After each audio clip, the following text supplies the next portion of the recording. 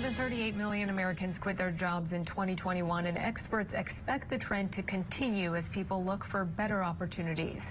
John Matteries in Cincinnati introduces us to one person who made a career change to live out his dreams. You have to make sacrifices in your life in order to do it. Until this summer, Jake LEBER was a news producer. While he found his job satisfying, the long hours were too much during the pandemic. We work holidays, we work weekends, we work overnights, we work nights. He knew he wasn't fulfilling his lifelong dream. So Jake took the leap and is now hosting trivia shows in local nightclubs and working remotely for a trivia company during the day. The Tiger Wolf is what we were looking for there. Jake is like millions of Americans now hoping to make the most of a new career.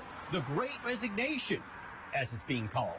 I think it's a great time to make a career change, but definitely do it with some thoughtfulness behind it. Lisa Rowan is a consumer finance expert with Forbes Advisor. She says the first thing you want to do is make a plan. Take an inventory of your spending, your obligations, and the different factors that you might have to make up for if you leave a job so that you can plan for some financial security in 2022. Rowan says be clear on your objectives. Do you really want to quit your job, or are you hoping to simply stay remote? You might be able to negotiate some differences in how you do your work at your current company. So if you're dissatisfied with something in your current job, whether it's the hours you work, the responsibilities that you have, whether or not you can work from home or you have to go to the office, now's the time to have that conversation and go into it with an open mind. And above all, take your time. Think this out. There's no big hurry right now. Do not just stop showing up for your current job. You know, you need to think ahead and what's going to be smart for your long-term career and your long-term work satisfaction.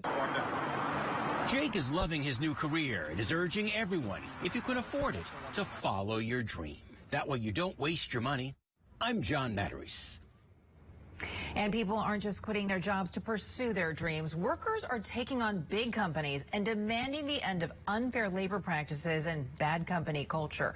For example, Apple, which is known for its secrecy, is now under investigation by the Department of Labor after workers claim the company retaliated against them for raising concerns over safety. Here to talk more about this is labor and diversity expert and CEO of Greer Consulting, Jason Greer. Jason, thank you so much for spending some time with us today. Hey, thanks for having me. Of course. So, Jason, what types of demands are we seeing from workers who want more from not just their jobs, but their employers, too? You know, I'm glad you asked that question. You referenced Apple, but I think these demands kind of go across the board. When you look at the Apple II movement, you have employees who are basically asking for investigation of sexual harassment, COVID protections, N95 masks, equal pay, and they want people to fight within their organization to fight discrimination. I mean, these are basic human elements that these employees are asking for.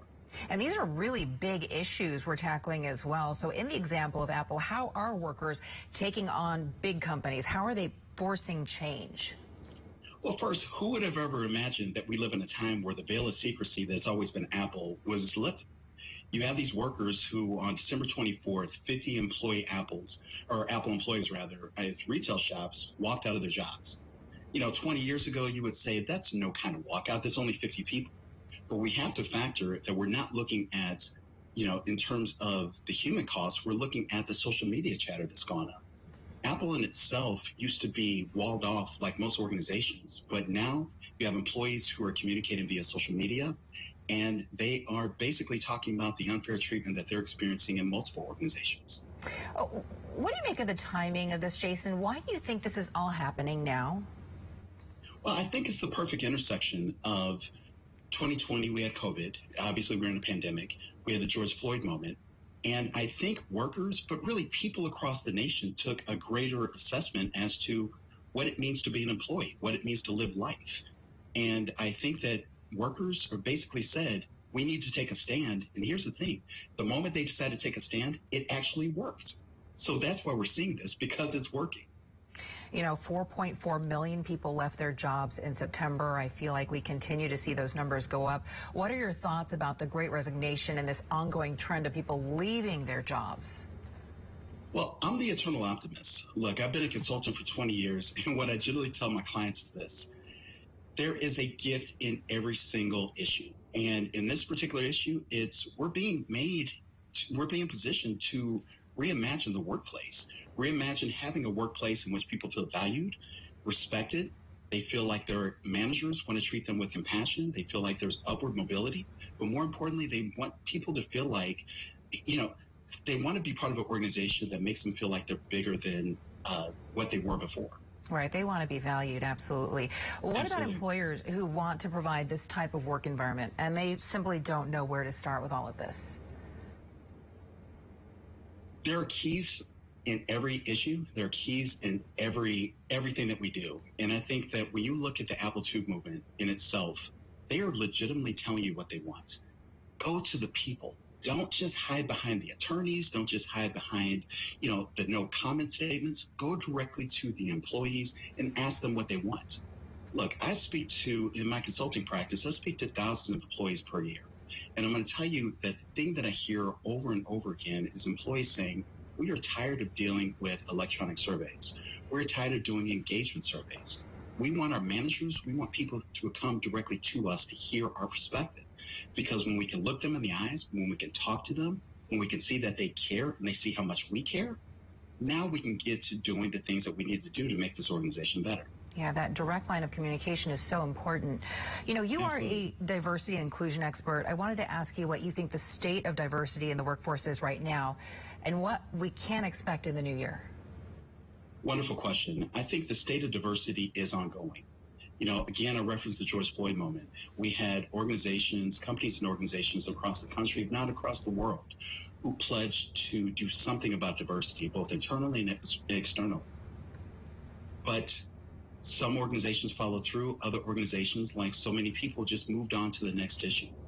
I think that where we are in diversity, we're at this inflection point in which we need to start asking the bigger question about what can we do to make this world a better place? What can we do to make this workplace a better place? And more importantly, what can we do to tap into the perspectives of people from diverse backgrounds, whether it be minority backgrounds, whether it be members of the LGBTQ plus community? We have so much valuable input that we can share. But I think in order to get to a place where we're prizing diversity and we're making diversity into the best business element it can be, we have to be honest about where we are. So many good points. CEO of Greer Consulting and Labor and Diversity Consultant Jason Greer, thank you so much for joining us here on Morning Rush. Hey, thank you so much for having me. Yeah.